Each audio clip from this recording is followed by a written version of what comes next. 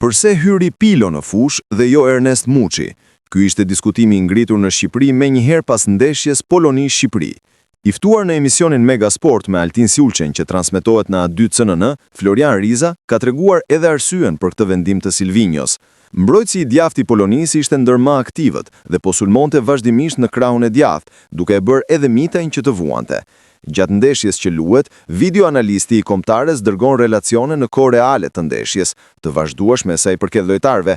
Kjo ishte arsye që ai vendosi Pilon për të balancuar akoma më shumë ndeshjen, tha Riza. Nuk mund të heqësh një sulmues dhe të fusësh një mbrojtës kur po kërkon rezultatin.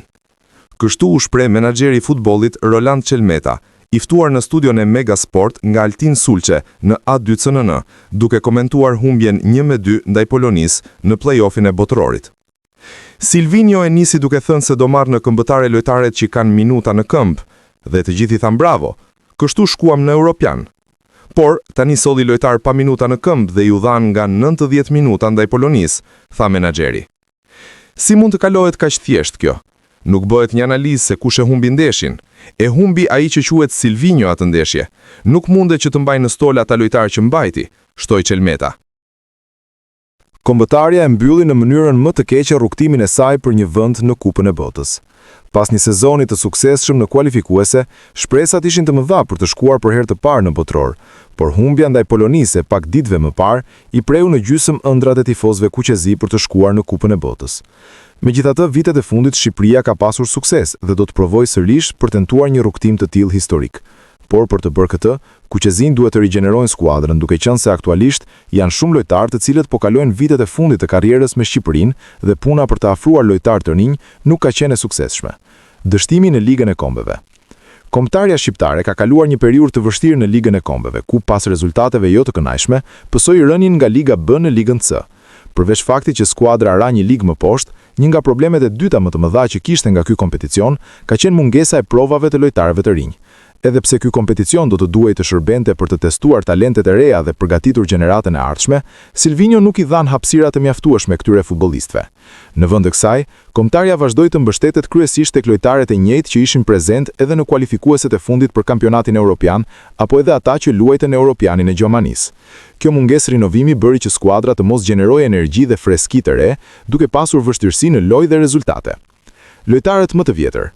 Një tjetër problem thelbësor është fakti se shumë prej lojtarëve kryesor të kombëtares janë në moshë që po afron në fundin e karrierës së tyre në nivelet më të larta. Bazuar në të dhënat më të fundit, në vitin 2028, kur edhe do të jetë Europiani i ardhshëm, shumë prej futbollistëve kryesor do të jenë mbi 30 vjeç. Portierë si Tomas Strakosha, 33 vjeç, Alen Sheri, 30 dhe Elhan Kastrati, 31, janë në moshë e cila nuk premton edhe shumë kualifikuese, duke qenë se Europiani është pas 2 vitesh dhe bëhet fjalë për lojtarë që në skuadër janë kthyer në lidera. Në mbrojtje, emra të njohur dhe me eksperiencë si Ardian Ismaili 31, Berat Gjimshiti 35, Arlinda Jeti 34, Naser Ali 34, Elsejt Hysaj 34 dhe Ivan Balliu 36 do të vazhdojnë të jenë pjesë e ekipit. Në mesfush dhe sulm do të jenë gjithashtu lojtarë në moshë 30+, si Ylber Ramadani 31, Qazim Laci 32, Nazmin Gripshi 30, Myrto Uzuni 32, Yasir Hasani 32, Mirlin Daku 30 dhe Rema Naj 31. Kjo tregon se kombëtarja shqiptare aktualisht mbështetet shumë në përvojën e këtyre lojtarëve, por duhet të përgatitet për të ardhmen, sepse në pak vite këta futbollistë nuk do të jenë më në nivelin e kërkuar për sfidat ndërkombëtare, dhe për momentin nuk ka lojtarë të mjaftueshëm të cilët janë provuar dhe që mosha e tyre premton për në vazhdim. Lojtarët e rinj. Nga të dhënat e lojtarëve aktiv në kombëtare, ekziston një grup premtues me lojtarë të rinj dhe perspektivë që duhet të marrin më shumë hapësirë në ekip. Emre si Mario Dajsinaj 37, Klisman Sake 26, Bujar Plana 24, Mario Mitaj 22, Stavro Pilo 25, Kristian Aslani 24, Julian Shehu 27, Adrion Pajaziti 23, Anis Mehmeti 25, Nedim Bajrami 27, Arber Hoxha 27 dhe Armando Broja 24 janë futbollistë që kanë potencial të madh dhe mund të bëhen shtylla të kombëtares në vitet që vijnë. Për fat të mirë, këta lojtarë janë tashmë aktiv në klubet e tyre dhe kanë nisur të marrin eksperiencë tek kombëtarja dhe pritet të jenë pjesë e skuadrës për disa vite. Megjithatë, ky potencial duhet të shfrytëzohet më shumë dhe të mos ngelet në hije, siç ka ndodhur në të kaluarën. Gjithashtu janë edhe shumë lojtarë të tjerë, të cilët ende nuk janë grumbulluar, siç mund të jenë vëllezërit Shpendi, apo edhe mes fushar dhe mbrojtës që aktivizohen me ekipet e moshave kuqezi. Liga e Kombeve këtë sezon.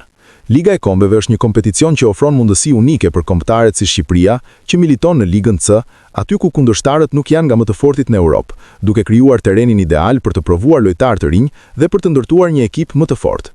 Megjithatë, rezultatet e fundit tregojnë se kombëtarja shqiptare nuk ka shfrytzuar mjaftueshëm këtë shans. Në vend që të ndërtohej një ekip i ri dhe dinamik, u preferua stabiliteti me të njëjtët lojtarë të moshuar, duke rrezikuar kështu rezultatet dhe ecurinë e përgjithshme të ekipit. Kjo situatë duhet të ndryshojë shpejt në mënyrë që kombëtarja të jetë konkurruese në kompeticionet europiane dhe të përgatitet për të sfidat e ardhshme, duke krijuar një brez të ri me lojtarë, të cilët do të mbajnë flamurin e Shqipërisë edhe për shumë vite.